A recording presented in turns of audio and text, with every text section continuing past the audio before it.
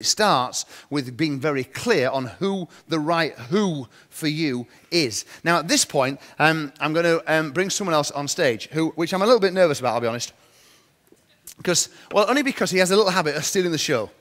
And so we've had a little chat, and he's going to stick to the brief he's promised me this morning. But I want him to talk to you because for some of you in the room, what he knows and understands about getting the right who for you is hugely valuable.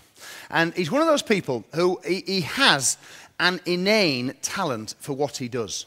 To some extent, the gentleman you're going to hear from in a minute has, I believe, a huge amount of innate talent for what he does. Now, we've sat down, he's put some slides together, and he's going to try and explain, as well as he can, what he does and how he does it and what makes it happen. And the reason he's got on the stage today is really because of a conversation that he and I had in May this year. And we were chatting about some stuff, and he said, what could I do to help you with the entrepreneur circle? He said, I'd love to help do something. And I said, somewhat flippantly, well, I'd love to have a meeting with the heads of business at the 4 high street banks. Well, that would be a really cool thing, almost as a throwaway comment. I hadn't given any thought to it, really, before that conversation. So the comment came, and we went our separate ways. And it was about 3 weeks later when I got a call through, and Deborah says, this chap's on the phone. So I spoke to him. He said, you got your diary? I said, well, you see an HSBC on this day, Barclays on this day, RBS on that day. And long story short, he set up 3 meetings for me with the board level. These people we talk report into the CEO. They are right at the top of our national bank, and he got me meetings with them. It was extraordinary in a very short space of time. He then followed that through and got me a meeting with the Minister for Small Business Enterprise in Vince Cable's department. And that, unfortunately, didn't go quite so well, because I had the meeting on a Monday, and he got sacked on the Wednesday, which... But I can't really hold my guy responsible for that. The fact is, he got the meeting. And what he's proven, and he's done other things for other people that I'm aware of. And so I've asked him to come and talk today about how he gets meetings with seemingly inaccessible and hard to get to people. Because for some of you in the room, this really is the silver bullet. And for some of you, if there are individual people, if you could just get in front of them for half an hour, it potentially could transform everything.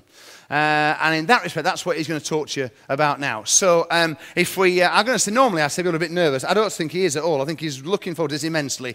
I'm going to carefully preserve my notes so he can't trash them. So they're all there when I come back. And I'm going to nervously, this will be fun, I promise. I'm going to hand over the stage to my good friend, the master appointment getter, Mr. Ian George.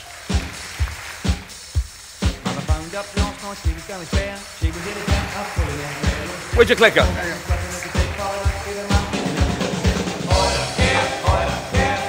Oi, oi, oi!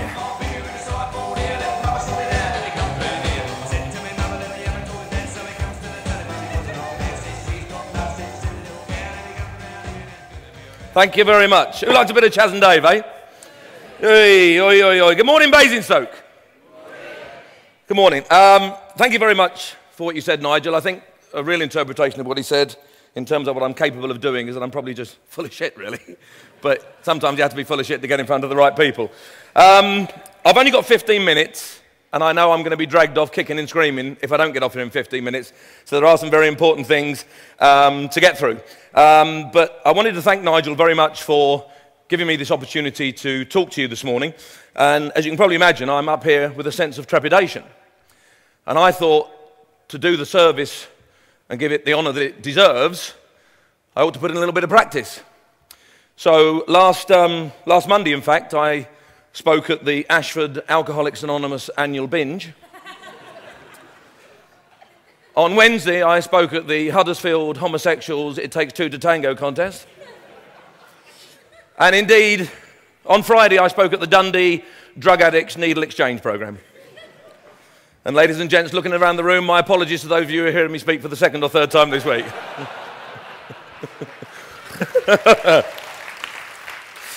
It is better when it goes well, isn't it? Yeah. Anyway, very, very briefly, wouldn't it be nice in the meritocratic society that we live in that it was your knowledge, your experience, your education, and your skills and your talent that were the bases of the success that you were destined to achieve. And ordinarily, I think, and thankfully, primarily that is the case. But sometimes what you know, frankly, doesn't do it. Sometimes who you know. Now you see on the screen there the 14 secrets to securing appointments, meetings, even those that prevail beyond your wildest dreams. As Nigel has said, this can be the silver bullet, the thing that opens it up for you to enhance your riches beyond that which you thought possible. It's not what you know, it's who. That was Murder at 1600, Wesley Snipes, that was the President of the United States.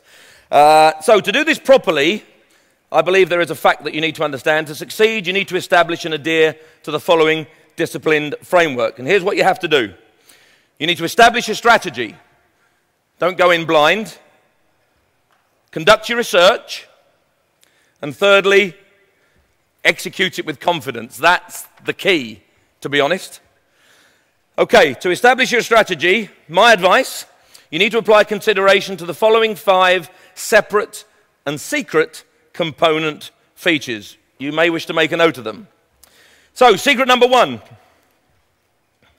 and here it is. That is a sheep. That's not the secret, by the way. But you don't want to be a sheep. What's the best example of this? You know, you're driving along the motorway, and there's a sign saying, in 2 miles, the 3 lanes traffic is going to come down to 2 lanes because there's roadworks. A further mile after that, the 2 lanes are going to come down to 1 lane. 98% of the population immediately go over to the 3rd lane. You've got 2 or 3 miles that you can legally drive in. And all these twats go over there because they're sheep. I mean, why do that? And I get nasty looks. I've shot up the inside, perfectly legal, but if you follow the crowd, ordinarily you don't get anywhere. You get a lot of bollockins and dirty looks, but it's perfectly legal to do that. Secret number 3 is very similar. Filling out forms, cut through the procedural crap. If you follow the rules of protocol, you will fail more often than not. A company commissioned me recently that had been very successful in the wholesale sector. They wanted to get into the retail sector.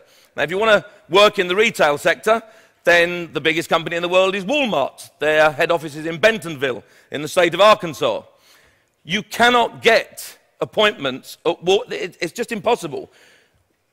I won't be sexy. I was going to say women on switchboards. Anybody on switchboards, gentlemen on switchboards, are there to protect the company, not to put you through because the world and his dog are ringing for appointments. And I was sent through to the website. There was a recorded message. As soon as she realized I was trying to get an appointment, please go to this section on the website, fill out the form, blah, blah, blah. We may come back to you in 6 months or we may not. I didn't do that. I'll tell you how I did it in a moment. So don't go through the procedural crap because you'll just sit in the queue and you won't go anywhere. Secret number 5, can I just ask, has anybody studied the classics? Hands up if you studied the classics. Latin? You studied Latin? Well, that's good. You ought to be able to interpret this then. Testinum, Metallinous, Scrotuminatum. Testinum, Metallinous, Scrotuminatum. You all know that that is a large pair of brass balls. That is Latin for a large pair of brass balls, because if you don't have them, you are going to struggle. You just get fobbed off, pushed to the back of the queue, and unfortunately, it doesn't help your objective to come to fruition. Conduct your research. Conduct your research. This, to me, is one of the most important things. I have a picture here of a school register and lots of names. I never, ever have a conversation with anybody unless I get their name and their surname. How many times when you ask for somebody's surname, do they say, no, I don't going to give that. No. I don't care. It's data protection. You don't need to know my surname. But why wouldn't you give me your surname? If you just, you're Sue. Sue who? I'm not going to give it to you. I don't have to, and I'm not. I said, well, my name's Ian George. I've got 6 O-levels, 2 A-levels. I support Queen's Park Rangers, and my mother was born in India. I also have a waistline of 32 inches. I do feel marginally more comfortable in a 44.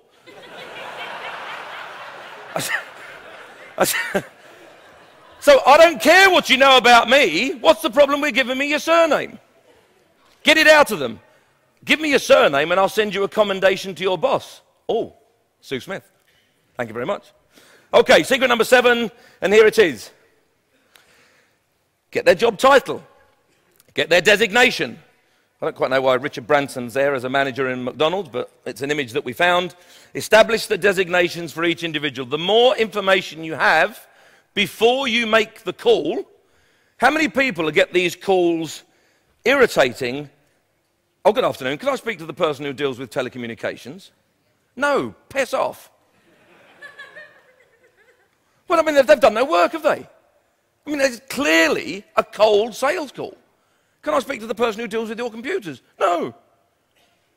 If they did a little bit of effort, it's so much easier to say, can I speak to Frank Humphreys, the director of IT? Could I speak to Suzzy Sue, who works in the back? So much more effective. So you need to do your research. And finally, you need to execute with indomitable confidence. And there are 5 secrets here. But most importantly, I think Nigel touched on this, you need to ensure that your parents have donated the correct DNA. Because if you haven't got what it takes in that conversation, you've lost the game. Probably to the extent where you can't go back. So it's important that you've got Testinum, Metallinous, Scrotuminatum.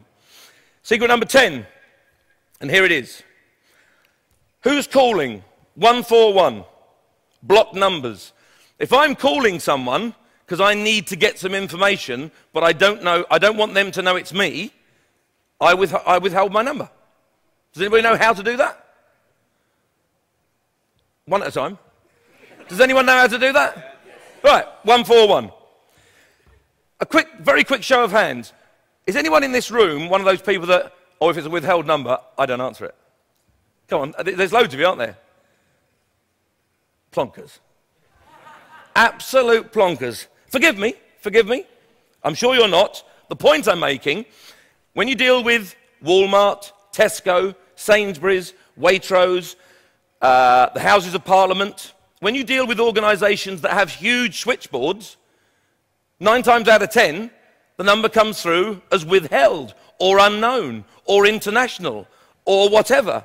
If I didn't answer those calls, I would have lost thousands of pounds. Because so I know you think it's PPI and you can't be bothered, and if they don't know my number, I'm not going to, Well, I recommend you answer them.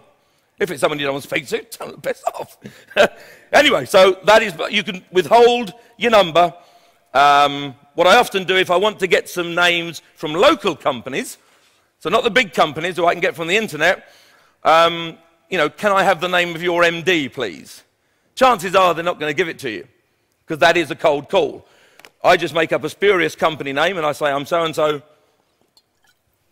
from such and such a restaurant company, and we're opening a brand spanking new restaurant in such and such a place. We'd like to invite him for a champagne reception. Oh, that's Mr. John Smith. Yeah? So you have to be a deceitful bloody liar. But if that's what gets you to where you need to be, who gives a damn? Secret number 11, we're nearly there. That is James Bond, that is the United Nations. The point being, create the illusion and perception of being well connected even if you're not. So when I make the phone calls and I can ask for so-and-so, and so-and-so, and so-and-so in such and such a department, and that's her job title, I know I will get through to speak to them, rather than, can I speak to the person who's responsible for telecommunications? Now what do you also do when they say, what is the nature of your call? Oh, I want to get an appointment, I've got this product and I want to... No chance. I just say, don't know, I'm returning their call. Lies. Bloody lies.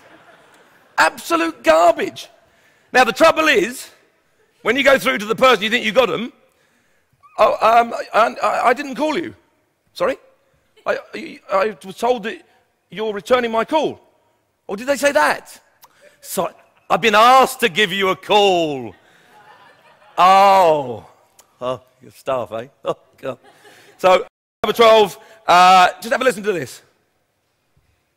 Hello. No, it's not Jimmy Savile. That is Leslie Phillips. You need to schmooze. How you behave, if it's congruent with your goals, you need to schmooze. How you behave and how you speak will get you there. And finally, now if you've got a face like that, that is what's known as a smacked-arse. You need to be able to hear somebody smile. Can you hear somebody that smiles? You can, can't you?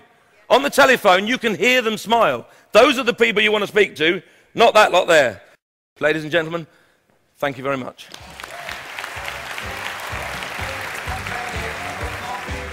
Well done. Well done. Thank you very much. Oh, Ian George, the point there is, it is a lot easier for someone else to sell you than it is to sell yourself. And as you've seen there, Ian does have an unusual and peculiar set of skills. And he's very, very good at what he does.